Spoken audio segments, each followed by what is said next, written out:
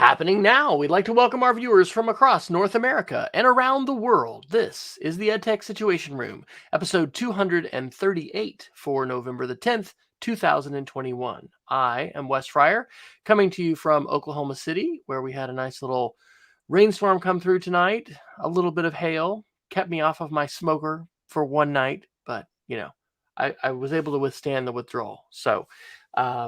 But I'm joined as always from the EdTech Yoda of the North, Jason Neiffer, with Montana flag and flannel shirt to boot. So you're looking like the authentic Montana native there. I am. Yep, that's totally true. I am coming to you from Missoula, Montana, where our first flakes of snow dropped tonight. So it's only a light snow, and it's supposed to snow tomorrow, and then I'm sure it'll melt because it's supposed to be in the 50s in the next week or so. But that's the time of the season. So it was really nice to listen to the snowfall, which it has a very distinct sound if you've never heard snow before. But it's a beautiful time of year to be in Western Montana. And so I'll ask you a question that my sixth graders in advisory asked. In the Neiffer home, is it considered to be sacrilegious to play Christmas music, have the tree up, pre-Thanksgiving, or what? How do you fall on that? We're pretty minimalist on that front. We do have a small tree. It goes up the second or third week of December and comes down around the first. But I think you're safe past November. I don't want to hear it after October 31st. I certainly don't want to hear it in June or July. So I'm okay with the broader culture, but I think waiting until after Thanksgiving is the way to go. And then does the Festivus celebration require any preparation, musical, entertainment, anything like that? Yes, I do celebrate Christmas. I also celebrate Festivus, which is the holiday that was made popular by it's a 24-year-old episode of Seinfeld. And it's about it's kind of the anti-holiday, and there's a bunch of traditions that go along with it, putting up a metal pole instead of a tree, having some kind of Festivus dinner, and then you get to also explain all the ways people disappointed you through the year. So it's a pretty delightful, joyous time to celebrate. So all right. Well, in addition to this, introducing people to, new traditions, perhaps that'll change their lives forever, like Festivus, what are we going to do tonight, Jason? Well, we like to take a look at the technology headlines and kind of shoot them through the education prism to see if we can, help find some answers to questions as we kind of play through what we're calling the tech correction. And tonight we've got Apple, we've got social media articles, which apparently I copied some from last week. Microsoft article. It's actually a topic that we had last week and have an updated article. The tech correction, Google connectivity, some media literacy news, security. We have massive numbers of topics tonight. Home IoT, and of course the potent potables category of the EdTech Situation Room. It's miscellaneous, and then we'll end with our geeks of the week. So Wes, what would you like to start with this week? Well, I think I put in probably 4 topics that could have all been bunched under miscellaneous, but let's go to that miscellaneous category. I had never heard of this before. So this is a USA Today article from November 9th. And I actually it was behind the paywall, but Yahoo News has it for free, the exact same article. Millions of college students use Chegg, which professors say enables cheating and possibly blackmail. And I've got a link there to the source tweet. So there's a professor down in Texas who posted Juan Gutierrez, and he posted, "Dear colleagues in higher ed, please retweet ASAP. There may be young victims of a vile scam. A student was blackmailed after using Chegg to cheat in a homework. The message by a Chegg tutor was, quote, pay or I will ruin your test scores. Please warn your students, Chegg." So USA Today covered this, and I had not heard of Chegg. My 12th grade daughters familiar with it, along with a lot of other, different websites. And apparently this professor was contacted by, and this was this was an extortion threat. So the student had not paid, had received this threat, and then the professor was contacted and found out about the extortion, when they talked to the student. So if you're going to use a website like this, maybe you don't use your own first and last name, and maybe you don't use your main email address. And of course, there is a definite line between out and out cheating and paying someone else to do your work, to write your essay, and then using the web as a resource to, get information and help with your homework. But it sounds like Chegg may just be an out and out, hey, pay us and we will do your work for you. But hey, if you don't pay us, we may, resort to extortion. Now, this is possibly an outlier thing that other folks haven't, you know, experienced, but I say kudos to the professor, in this case, Juan B. Gutierrez. The fact, he's on Twitter with 755 followers. He's a professor at UT San Antonio. And I think it's freaking fantastic that he went public with this. He was able to share this on Twitter. Again, maybe this is an outlier thing and it's not happening, but I didn't know about Chegg. I think it's a great teachable moment that, not only university professors, but also high school teachers can use to talk about this. So are you familiar with Chegg, Jason? Is this anything that you all, I'm a guess at the Digital Academy, you all have encountered this and probably talk about this a bit? Yeah. The name is familiar to me, and the kind of overall nature of the site's familiar to me. And the one thing I would say is that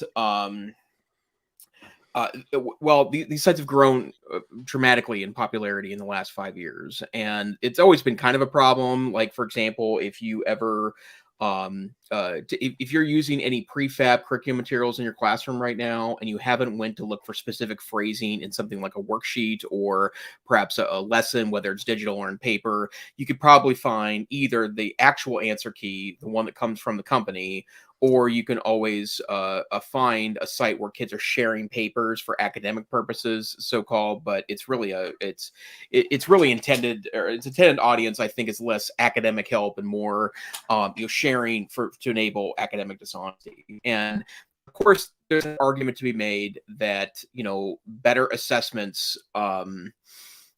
would involve things that you can't Google, right? That's a 21st century scale. And I'm not entirely sure I agree with that broader notion, because I do think that there is absolutely a need to have core knowledge to be able to unlock higher levels of learning. That I think it's really problematic, and I think it's problematic from a learning a psychology standpoint to assume that you can engage in higher level thinking if you don't have the lower levels of thinking down, so that you can do more on recall and less on research, especially if you don't even have enough background research, background knowledge to know about that research. But I couldn't agree that awareness is really critical here. And it sounds like and I was kind of reading the article while you were talking, it does sound like that they use a lot of contractors in their business, which means that these employees can't be as vetted as someone that's hiring full-time or part-time employees, right? But that in a lot of ways it shows the dangers of social media if you're not careful, and you have to be, because it is kind of a social media, right? And it's yes, it's a paid service, but just being very thoughtful when and where you engage is I think a very important lesson for classrooms. Yeah, definitely. Well, where would you like to go to next, sir? Sure. Well, there was one article from last week I want to talk about with Apple, and it kind of makes a broad point in education, in my opinion. So I want to talk about it. Fast Company reported that the best iPad note app, which is an app called Notability. And I actually went and looked when I read this article. I'm just back to the iOS platform after some years away. So I actually own this app. I own the premium version of this app. So this applies a little less to me. But there's this Notability app that it's not a cheap app. I think it costs $10 in the App Store. So you'd buy this app, and it's a wonderful note-taking app. And I was reminded of that when I re-downloaded it, that it was by far the easiest note-taking experience I've had on any tablet computer. But there had been some controversy about this, because instead of now just being able to buy the app for $10, then you can instead download the app for free. but only have basic features turned on, and the so-called freemium model, which is where when you want to do things like save to the cloud, for example, you need to pay a regular fee. Usually, it's a yearly fee to be able to do that. And uh, longtime users were angry because they felt like they paid their $10, they deserved to get the app forever. Now there was some back and forth because that actually violates the App Store policy. That when you move models, what it effectively does is violates the rights of people that purchased it. So from the standpoint of the user guide for Apple, so they ended up giving, it was initially a year, then it was a lifetime of premium service, just no new updates to with new features. But the point I want to make here is that it's not even really about education, the app, because the app will still be free for school installation. So if you have the formal way of installing apps on your iPads, it doesn't matter. You'll be able to have access to the premium version. But I think they're part of the reckoning that I think is going on right now as part of this broader tech correction is this notation that the free web, free apps, free services just don't have a forever model for us. And you can't pay $10 for an app and then expect an app developer to basically update it for life, right? Like that just makes no sense. You have to continue to compensate those that are engaging in your services. And we've talked about the impact of journalism. We've talked about how free has really created a big problem with local news. I think you're going to start seeing this happen more in the app economy as well. And I just want people to be thoughtful about that. The free web isn't going to be here forever, and tool sets continue to be more expensive. Plan for this in your budgeting, because at some point you may need to invest, a notably more amount of money in licensing of software. And if we do go in this direction, I think it's going to make a better web, and a better internet. And again, it's a great reason to be connected. Those of you listening to the podcast hopefully have value in the ways that Jason and I filter news articles and share them, as well as other kinds of tech tools. We can't buy everything for our individually ourselves or for our schools. So, what's worth paying for? But there are definitely things that are worth paying for.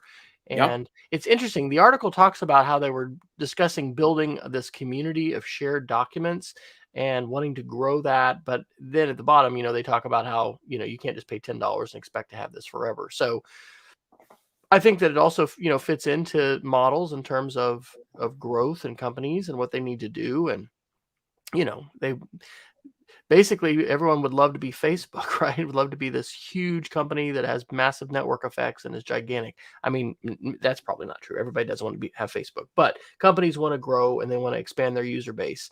So, it's interesting too how we kind of move and evolve. I was a huge Evernote fan back in the day, putting Me all too. of my stuff into Evernote.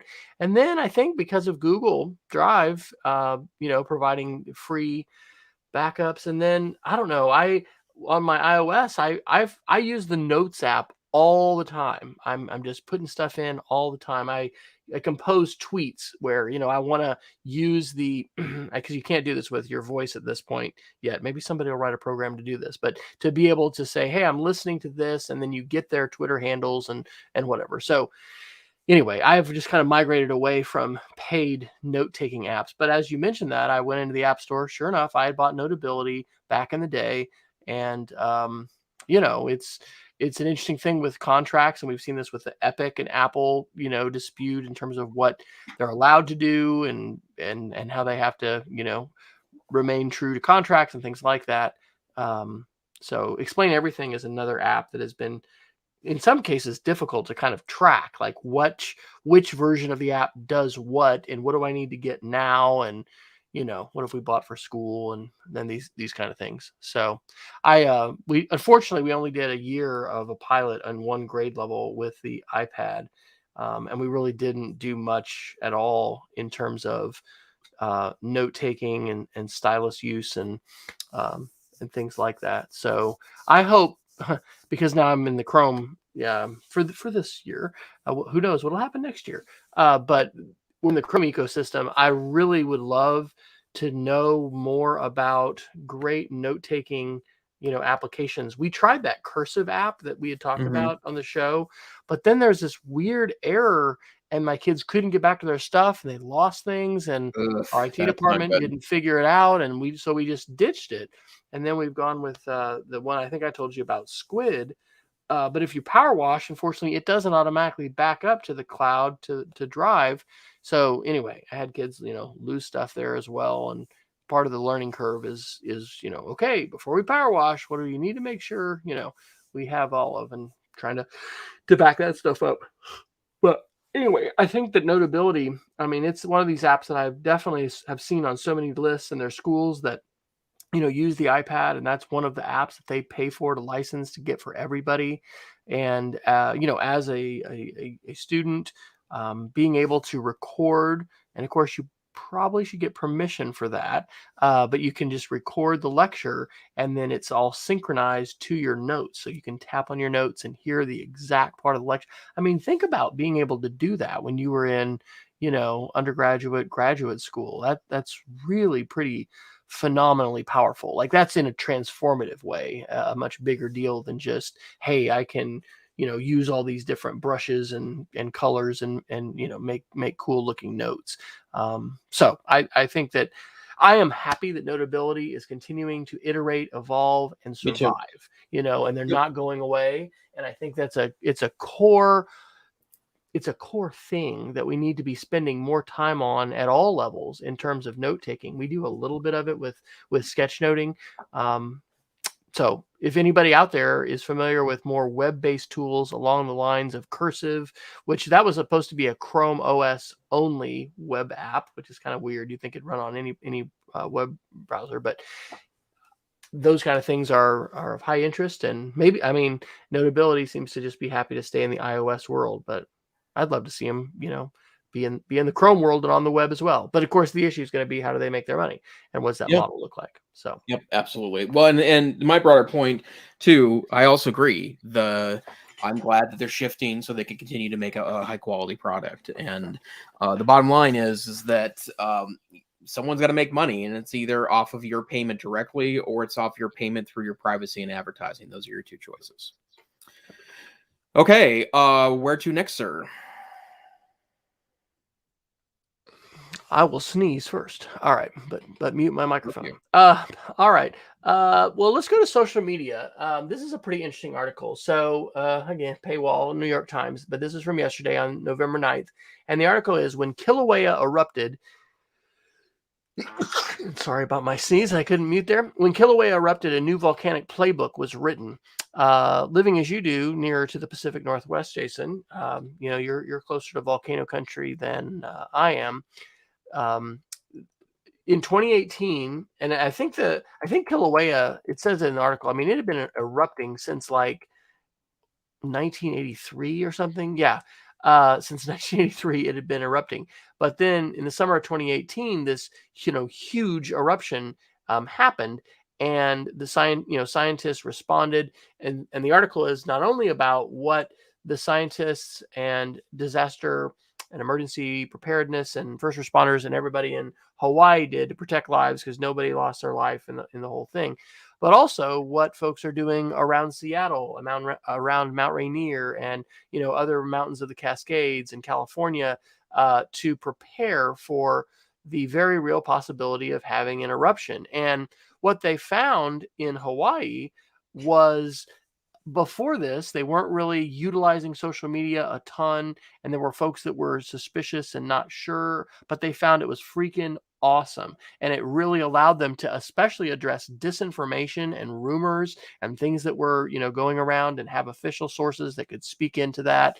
And it's just a great example of how irrelevant and important social media is. And I still think, we all have a limited frame, but I still think that tapping into social media and using it, and even using it as teachers, depending upon where you are, but talking about with students, in a lot of places, I know in some places, it's still kind of taboo, and it's not part of the curriculum, and it's not something that we recognize, hey, this is mainstream and important. So, if you're going to go work for USGS, or for, a a city or a national forest or something, this whole incident showed how important social media is and how critical those teams are. And it's being integrated more into the planning and the preparation. The other thing that's interesting about this article is it talks about how easy it is to burn out, and just that even in the drills and the practice and things like that, it's you know we hope that these kind of things aren't going to happen again. But hello, we live on a fiery planet, and the ring of fire is real, right? And so things are going to happen with earthquakes and volcanoes and other kinds of natural disasters. But I think there's something to be said here about the relevancy of social media and the importance that we need to be placing on it in education, and not just kind of pretending like, oh, well, that's just something the kids do. Let's get back to reading Shakespeare. I Right. don't think we're serving kids well if that's the attitude that we have about our curriculum. Yep, absolutely. And the other piece of this that's also critical to understand is that media literacy in 2021, and I'm talking about things like journalistic literacy, community communication literacy. I mean, that is really broadcast via social media now, right? Like, obviously, traditional sources, I still think we should support both financially and with our readership. But the bottom line is that the way people engage with that today is still via social media. I was just telling my wife this earlier tonight. The most valuable list I go to read the news now is I have a Twitter list of Montana journalists that I call it my Montana news feed, and it's a lot of informal chit chat during the day, oftentimes between the different journalists, which I think is actually both very fascinating and also very useful. But I also get a sense of what they're reading because they're tweeting that out, and that context is a value add to the news. I still wish that there were more nuanced ways I could help finance that other than my advertising dollar, right? And I do now subscribe to both national and Montana-based publications. I give money to the nonprofit publications in my state because I value their work as well. But I think being media savvy in 2021 means being social media savvy, because that's where really a lot of this is centered now. And I just dropped a link into our chat, and we'll put it into the show notes of that Twitter list by Jason. So it currently has 106 members. Those are the channels that are included. And there were 92 followers, and now there's 93 because I just followed it. Interestingly, I think Twitter lists are probably not as well utilized as Yeah, a tool for filtering the internet. And one of the things I think is great about it is I don't think that the feed, when you look at a list, I think it's purely chronological. I don't think that agreed. you're seeing the same kind of algorithmic manipulation that you do when you just click on the home button. So when you go to somebody's page, it's part of this is just the visibility and the lack of it that Twitter provides. You see tweets and replies, media, and likes. You don't see a link right away for lists. So in order to get to this, I clicked on Jason's likes, and so that's just his tech savvy teach ID / likes, and I replaced the word likes with lists, and then I can see all of his publicly shared lists. Click on those, and go ahead and subscribe to them or whatever. So great little media literacy, digital literacy mini lesson there. And I completely agree. Using those sometimes in Twitter, but a lot of times in Flipboard, it's one of the main ways that I Good point. consume the web. And there's going to be other tools that allow you to do this. But pretty much to your point, if you're a journalist today, you're on Twitter. I mean, you have to be. And that's not to say that everything that somebody tweets needs to be mainstream news. We kind of lived through 4 years of that. But and I mean, that article we talked about last week that's under the social media list today. It's the How to Fix Social Media Wall Street Journal article. One of the best points in there by let's see, here comes everybody, Clay Shirky, is that when things move so quickly, the virality and also the lack of fact checking, there's a lot of issues that happen with speed. But I don't think Twitter is going to go away, and I don't think the need for us to filter our feeds is gonna go away either. So yeah, I absolutely love Twitter lists, and I think that again, talking about something that's transformative, you being able to have that visibility into some of the banter and conversation between journalists during the week. I mean, you don't get that with email. You're not going to be seeing that. And I've experienced this for a long time as an educator, whatever, since the Web 2.0 began in the mid 2000s. The visibility that you have into conversations and the ways in which you can participate either as, an observer or an active, an interactive participant, it is just phenomenal. And my last thought on this is we had a great parent university this last week. I think that was my Geek of the Week last week, about social media influencers, and we specifically talked a lot about TikTok and YouTube. Sometimes I hear adults simply rail against social media as if the entire thing is complete trash, and that anybody who would want to have an account there is just, destroying their mind and their life. And that is absolutely not the case. There are so many great utilizations of social media. There's both the good and the bad. But Twitter lists, I think, are probably underutilized. And I would highly recommend, if any of you listening have not explored those Twitter lists, started to follow lists that other people like Jason, and I do as well, create. It's a great way to be able to channel your interest and find folks that you trust and let that be part of your media landscape and your radar screen of what you're looking at, listening to, and consuming. Yep, absolutely. Okay, I think that's everything on that, because we talked about the meta stuff last week, right? I put in a couple new ones because the ones about Facebook betting its future, and then the pivot for survival. I'll mention this quickly. So NPR on November 8th has a great article called "Facebook Bets Its Future on the Metaverse." And as we did talk about this because the announcement had come, that Facebook was changing its name. But this NPR article, which I guess if you listen to it is about 10 minutes long, is a really good explanation of, how this is a big deal for Facebook. They could face, splitting off of Instagram, but they've got a lot of users right now. They've got a lot of eyeballs, but long term, young people are not on their platform, and that doesn't bode well for the future. And so the amount of investment that Facebook is having, and this is really kind of the Ready Player One future. But I think what that article says, it may be the TechCrunch article, which is that Facebook's meta existential pivot for survival. Both of these articles are right along the same lines.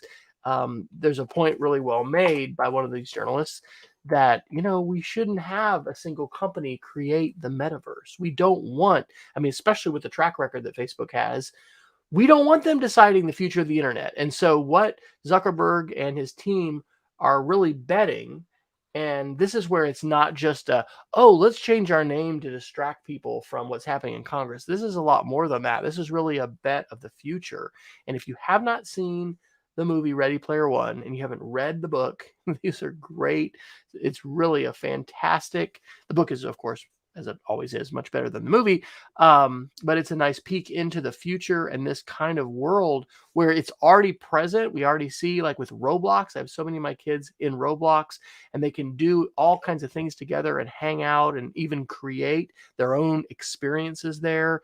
And so this is what Zuckerberg is talking about. And a few weeks ago on the Geek of the Week, when I talked about a new Zoom-like video conferencing experience, this is the future they're envisioning, is that workers are going to be able to have headsets like the Oculus, VR headset, and we're going to meet, and I'm going to see Jason and he's going to see me. And if we want to look like ourselves, we can, but there's just going to be a whole other level of immersive reality that we're going to be able to be in, and it's going to affect business, and it's definitely already affecting entertainment. And that's what these articles say as well, is that he's being smart, catering to developers, catering to gamers, and those folks who are going to pay the extra dollar to, have this high-end gear.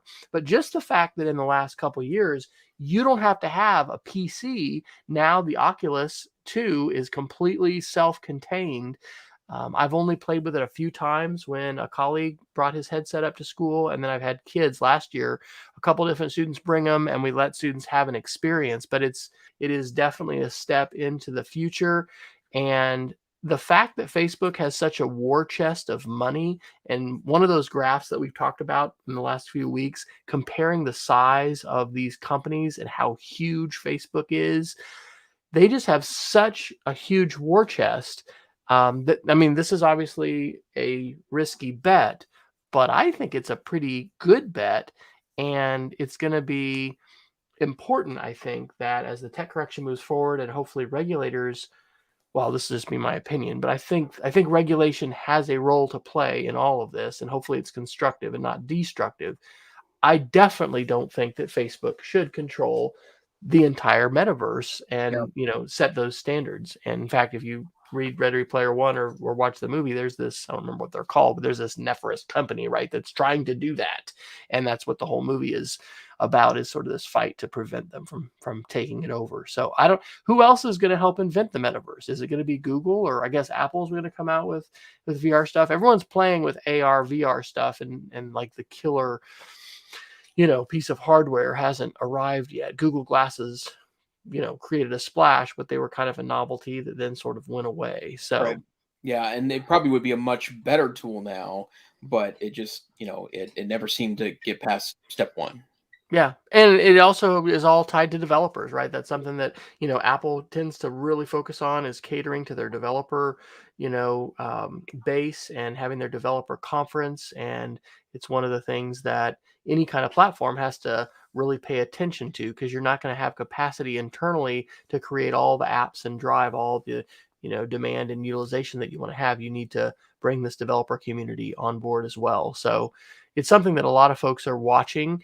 I don't know if anybody else is investing to the level that Facebook is. It'll also be interesting to see what China does, right?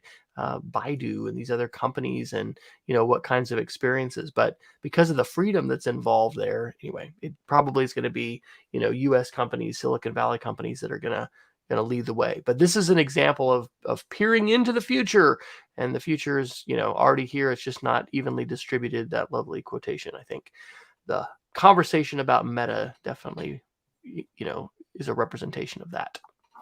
Certainly so.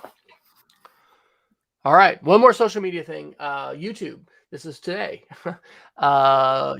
Release an update to YouTube's dislike count. There's some articles about this, but I just put a tweet that's directly from Team YouTube into the show notes, and watch the video. 3-minute video, so nice and short.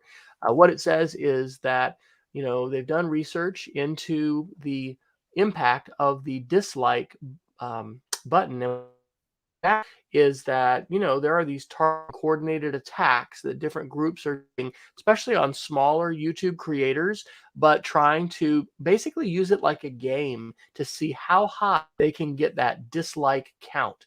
And so they did research about this, and they did some pilot studies, and they found that it really wasn't that big of a deal in terms of people being matched up with videos they wanted to watch, to just hide the number of thumbs down. So the thumbs down button is going to continue to be available on YouTube videos, but only the channel owner, or those who are granted access to see behind the scenes on the channel, are going to see the actual number. You'll see the number of likes, and you'll be able to click the dislike button, but you won't be able to see the numbers that it has. And so they found that reduces the instances of these coordinated attacks to try to make the dislike numbers go through the ceiling for certain videos and certain creators. So I say kudos to YouTube for responding in this way.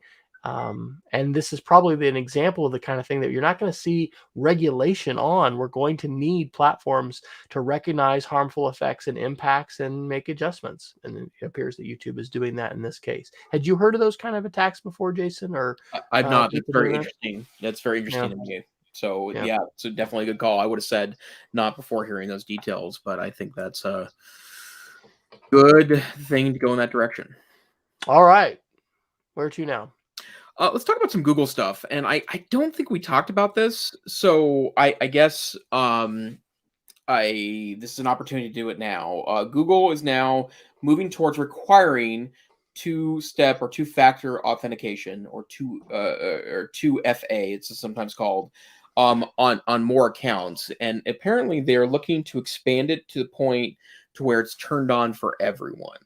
And I have really two minds of this. The security-minded person of me says, yeah, that's a good direction to go into, because there's just so much email hacking that's going on and account hacking that's going on, that this is a very sensible, not perfect, but sensible direction to go into, because I think it would make a big difference. Part of me also, especially since I am the tech support for my family, I like to call it family IT guy. And additionally, hold on one sec. I caught your cough over the internet tonight, Wes, but I'm family IT guy, and I provide a lot of services to aunts and uncles, and of course my mom and dad. I think the little bit of the pain in the butt to turn 2FA on for someone who's not able to manage it. So as an example of this, like, I set up backup codes, right? Which is something that allows me to get into my account even if I don't have a device or can't get on it via my cell phone.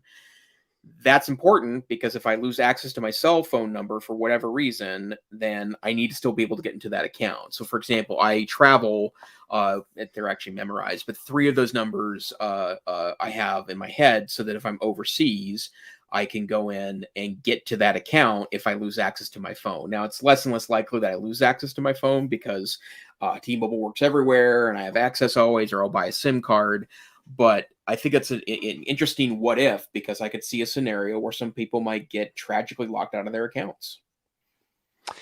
And not everybody has a phone. I mean, at school, we've got kids, a number, we start email accounts at 5th grade. They get the Google account when they, join the school, but it's not something I foresee us requiring our students to do. Right. But back in 2017, we started, requiring our faculty to. And I think that we saw the writing on the wall that, one of the most important ways you can increase your security is by using another factor of authentication. So I think it's good to continue moving in that direction. But I think Google is in, and I think the article references this, is going to, definitely recognize that not everybody's going to be able to do that, and there's going to be some other options. But if it's the kind of thing where it's a opt out instead of opt in, that's moving towards more normalization of the two-factor authentication. So it puts a requirement on developers. I don't know if I mentioned this in the show, but a month or so ago, I was asked by some folks who had seen my TEDx talk, which is still not published. I hope it's going to hopefully come out here soon. But my TEDx UCO, which was on technology fear therapy, and it was a lot about passwords and how you can help others in your life to become more secure and not become the victims of identity theft. And anyway, there were some folks that were there, and they asked to get with me and get some help. We learned that if you try to turn two-factor on with Cox, you can turn that on here, at least in Central Oklahoma, but they don't have a system that's compatible with Apple Mail, and you have to create a one-time password for apps like that. And so anyway, that was a pain, and it was like, what? Are you serious?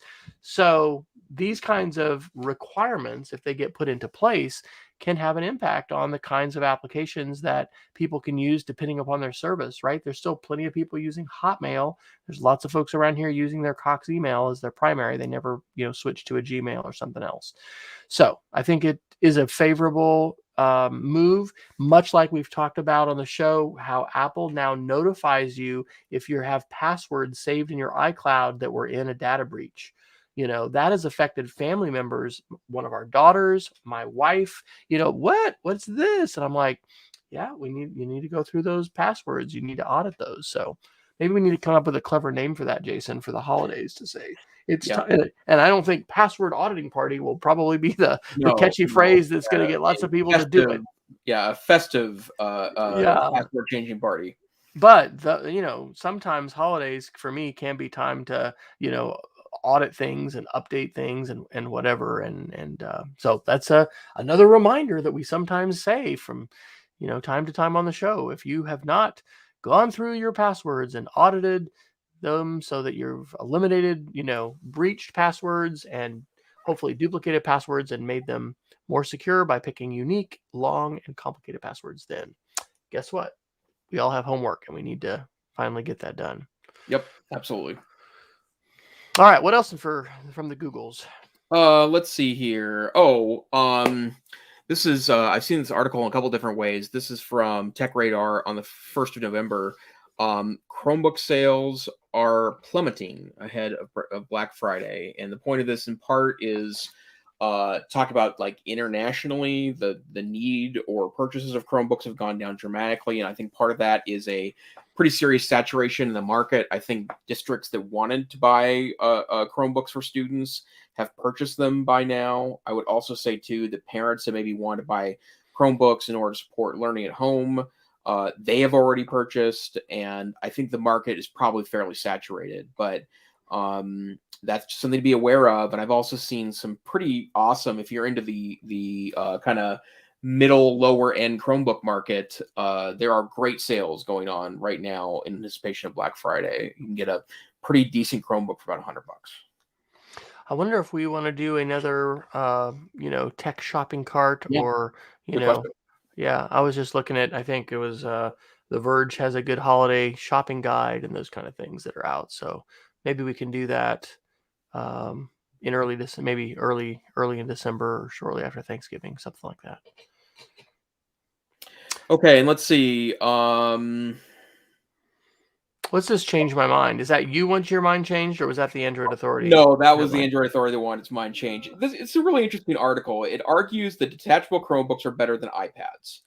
And I am an owner of both. I am a user of both. And what I would say is that he's right, but my opinion's a little different than that. On a tablet, you're going to spend most of your time in a browser, you should get a Chromebook tablet because the browsing experience is so good on Chromebooks in comparison to the iPad browser experience, which is still pretty not great.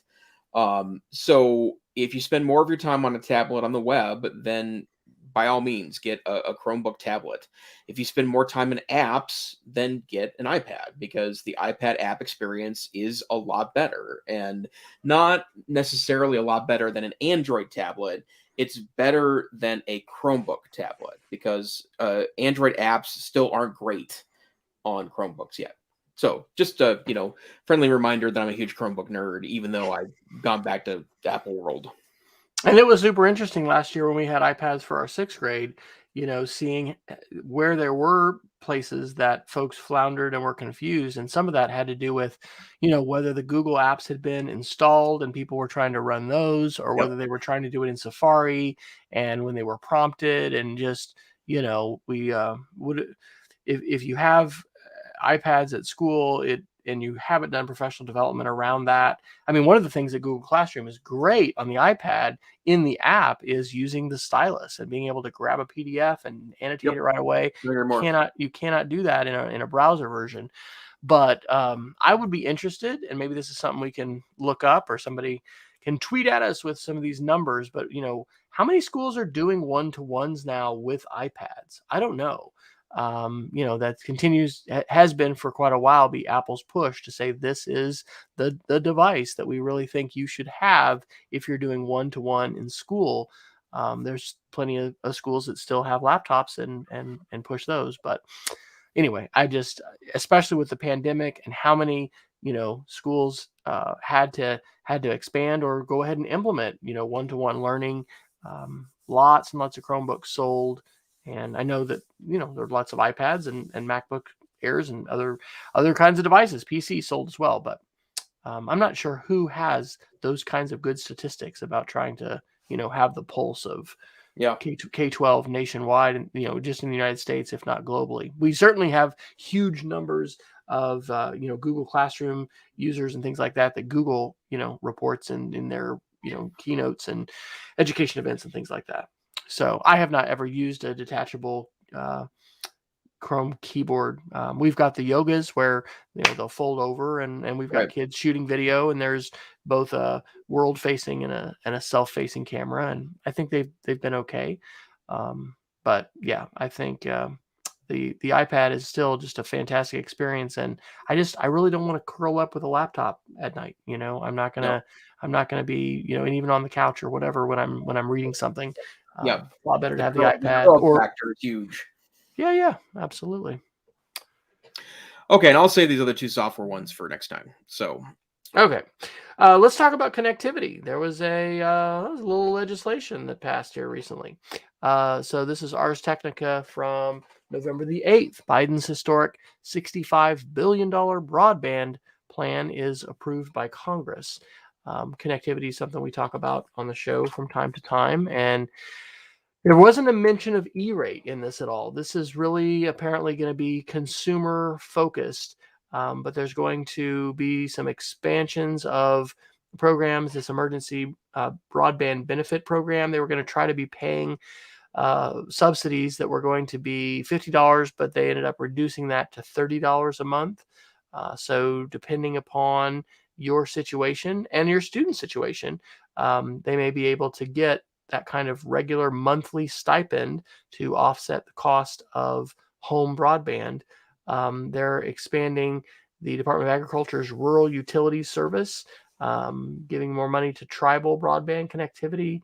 And it says $1 billion for middle mile network grants and then other kinds of broadband projects. So that definitely makes me think of Montana and stories when I've gone up there before in the summer about yep.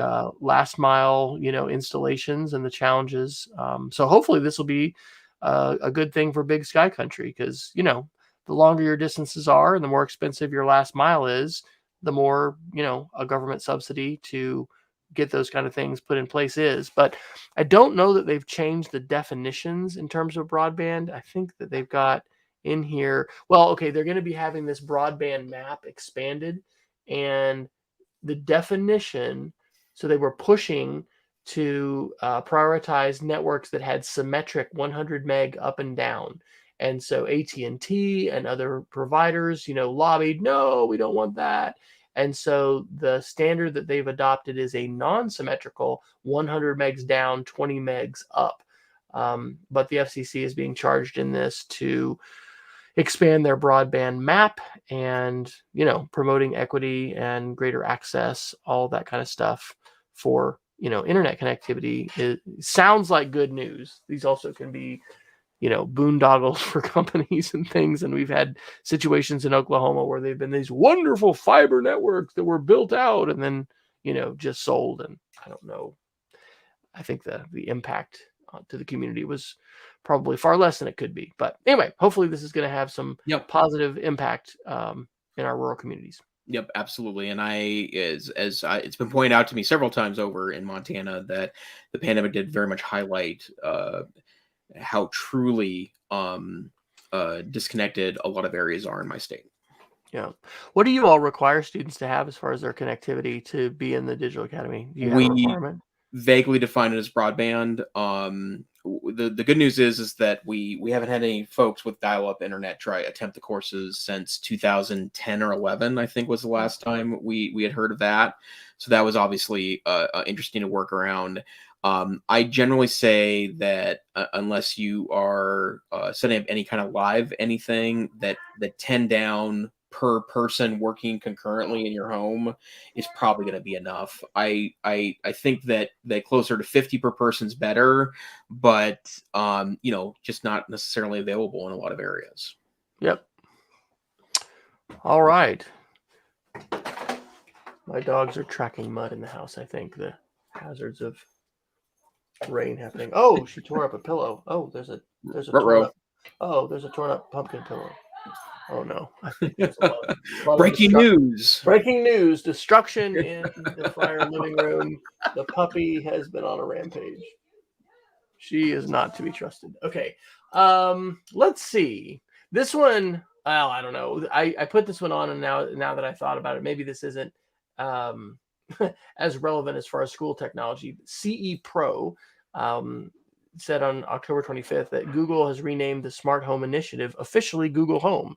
So we do talk about our smart devices and whether we are fans of Madam A or Google Home. And so this is an attempt by Google, I guess, to just continue to develop their home infrastructure. I thought probably their whole system was called Google Home. So anyway, are you all doing any holiday changes with respect to your smart speakers and your smart house, Jason? No, we're basically an Amazon Home. There is we have two speakers in the dining room because we've worked with both, but we tend to go to Madam A over other alternatives. So, And is that because the devices were less expensive as you were getting them, or how did you end up becoming a yeah, Madam A family? less expensive, and I also felt like they were more functional. That it was easier to get things installed on there, like apps that would have different commands available than it was with the Google Home. Okay. But perfectly good enough, though, I will say. Yeah. You want to pick up the Microsoft article, or should I dare to Yeah, these media literacy ones? We'll let me link to go those. ahead. Okay. And I'll admit, I want to play with one of these devices. It's highly unlikely that one will end up in my hands, but I want to talk about it anyways. So once again, Microsoft is looking for a Chromebook killer, and they think, or at least this is the first time I've seen any sort of positive review to suggest that they may have stumbled onto it. The Verge reported on November 9th that there is now the Surface Laptop SE, its first true Chromebook competitor, and it's only available to schools and students, so this is not going to be in the common market. And as I'm sure you're not surprised, for $250, you're going to get a big hunk of plastic as a part of this deal. And that would be just as true in the Chromebook world than it is in the Microsoft world.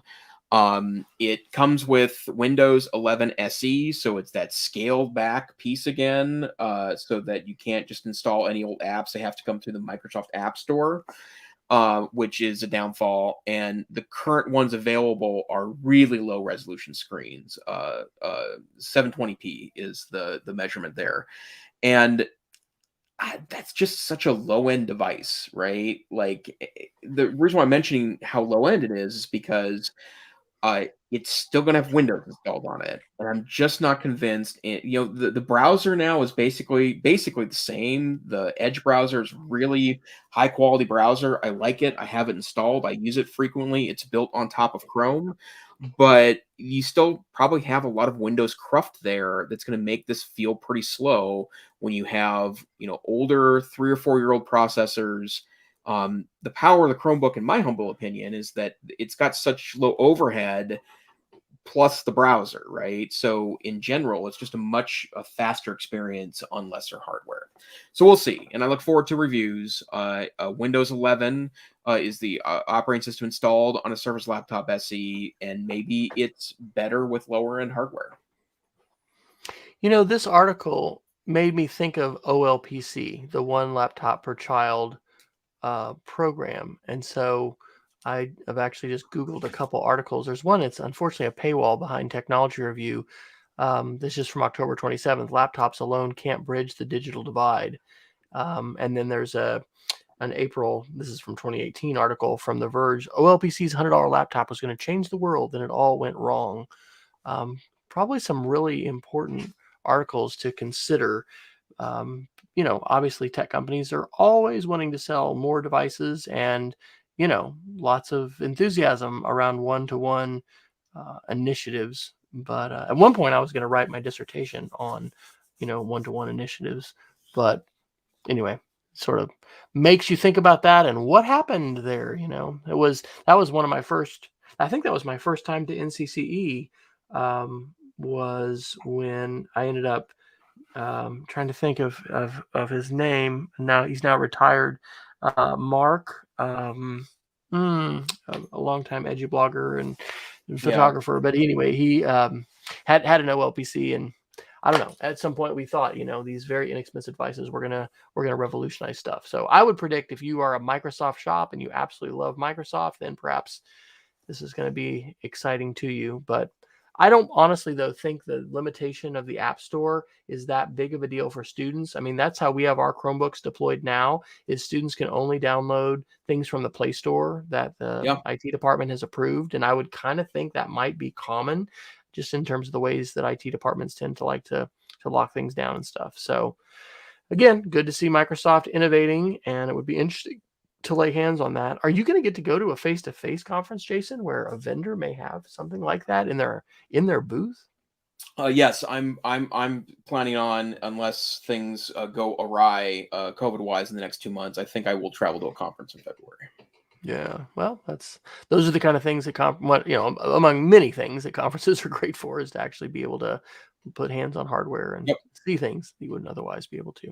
Yep. Well, let me do these media literacy articles quickly, although Sure. these are very much touching on some political issues. I'll do the second one first. So, popular information, which I'd never heard of before. It's actually a newsletter on Substack.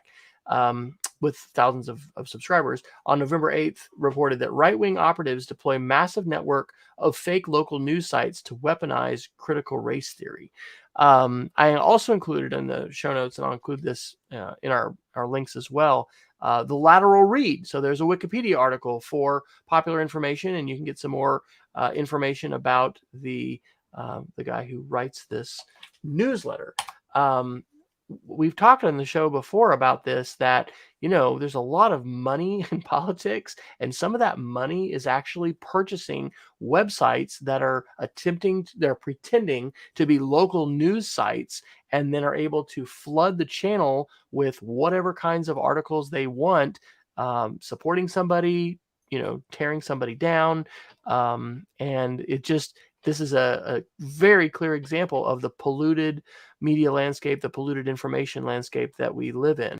And then the other article I've got here from Ars Technica yesterday on November 9th is that 38% of U.S. adults believe that the government is faking the COVID-19 death toll. And what the research shows here is that it's really tied to the news entities that people follow the most. And so Newsmax, One American News, and Fox News are the ones that correlate with COVID-19 reporting about this exaggeration of COVID-19 deaths, and this alignment with the echo chamber that you live in, correlates to the beliefs that you have. I don't have any articles in here talking about the election in 2024 and the kinds of things that await us, but I kind of just think it's just going to be such a mess. So I don't know if you have anything to say to that, but it's definitely important to recognize that we need to be encouraging media literacy. We need to be encouraging people to explore, the sources of the sites that they have.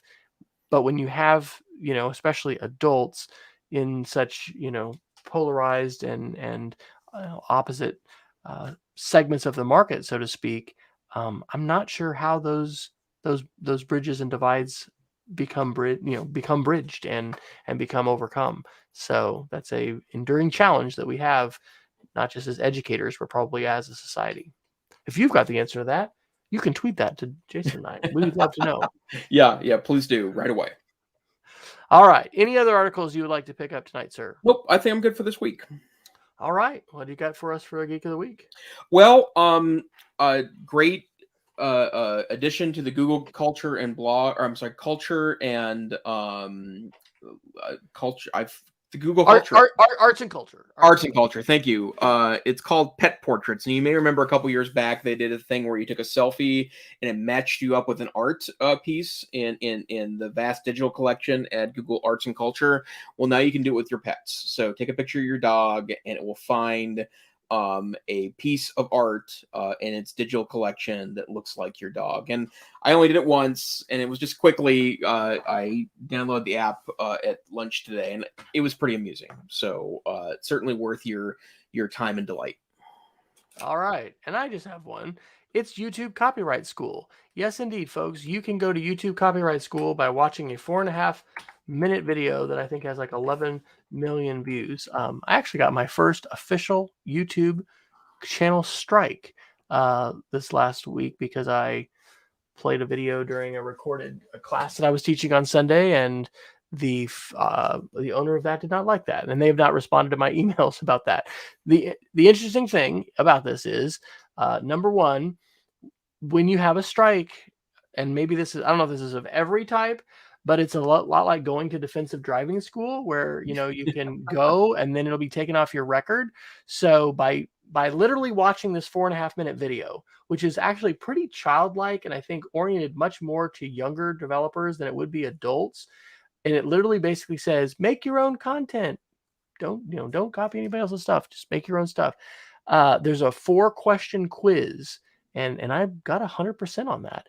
Now that I've done that, in 3 months, this copyright strike will go off of my channel. And for those of you not familiar with copyright strikes, if you get 3, then you are canceled, and all of that may not be the term Google wants to use, but you are you lose access to all of your videos, your channels, you lose everything. So anyway, your Geek of the Week is certainly a lot more fun than mine, but it is, I think, also good for us as educators to be publishing content on YouTube, learning about how the platform works.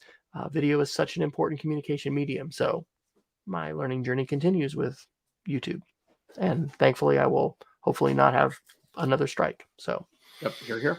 All right, where can folks find you when you're not here enlightening us on the world of Googles and other things? Twitter's the place to find me, Tech Savvy Teach. And you, sir? I am wesfryer.com. I've done a bunch of updates to my website since I am actively job hunting. But I'm on Twitter at wfryer. So we would like to thank everyone for coming to attend. If you are listening to us late after the fact, as I think most people probably do, please let us know. We'd love to hear from you. We do always have a link to a survey that you can take on our show notes, but you can find all those at edtechsr.com, where we've got 32 kilobit audio versions as well as smaller, approximately 100 meg video versions. But you can subscribe to us on YouTube. Twitter at edtechsr is really the best place to find out anything updating about the show. But you can follow us on Facebook. You can additionally find us anywhere podcasts are basically curated today. So thanks to Jason for joining us. We encourage you to join us next week live if you can. And until next time, stay stabby, stay safe, and be thinking about what we need to call that little holiday party of auditing your passwords. Surely there's some way to make that sound really exciting, but maybe not. Have a good night, everybody. Good night.